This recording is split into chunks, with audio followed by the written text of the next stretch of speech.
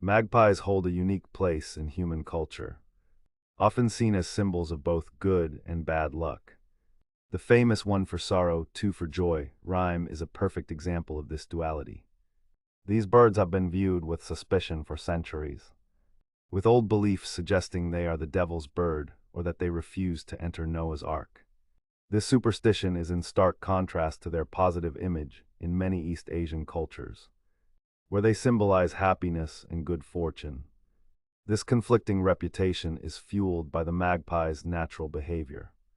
Their intelligence is a double-edged sword. It allows them to be curious and social, but also makes them effective opportunists.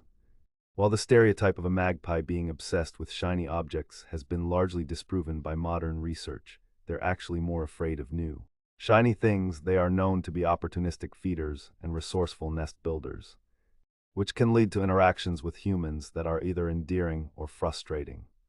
A true story of friendship, Penguin the Magpie. One of the most famous and heartwarming true stories about a magpie is that of Penguin. This story, documented in the book and film Penguin Bloom, illustrates the profound bond that can form between a magpie and a human family. The story begins in Australia with the Bloom family, whose lives were turned upside down when the mother, Sam Bloom, suffered a devastating accident that left her paralyzed. The family was struggling to cope with the emotional and physical trauma. Their lives changed unexpectedly when they found a tiny, injured magpie chick that had fallen from its nest. They decided to take it in and named her Penguin. What started as an act of kindness grew into an incredible friendship. Penguin, a lively and intelligent bird, became an integral part of the family. She would sit on their heads, play with the children, and bring a sense of joy and purpose back into their home. The family's love for Penguin, and the bird's playful and affectionate nature, helped Sam on her long road to recovery.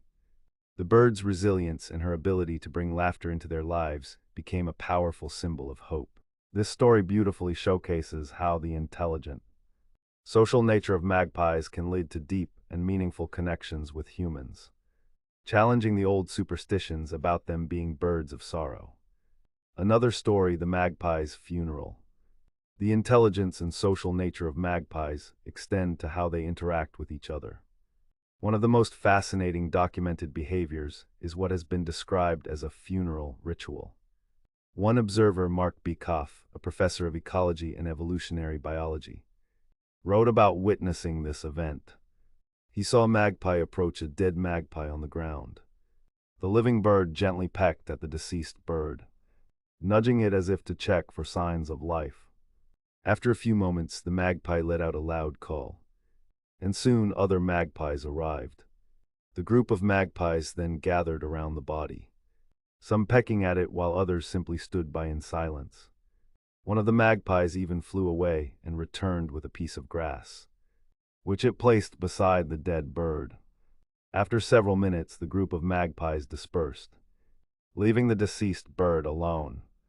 While this behavior isn't fully understood, it suggests a level of empathy, social organization, and emotional complexity rarely seen in the animal kingdom.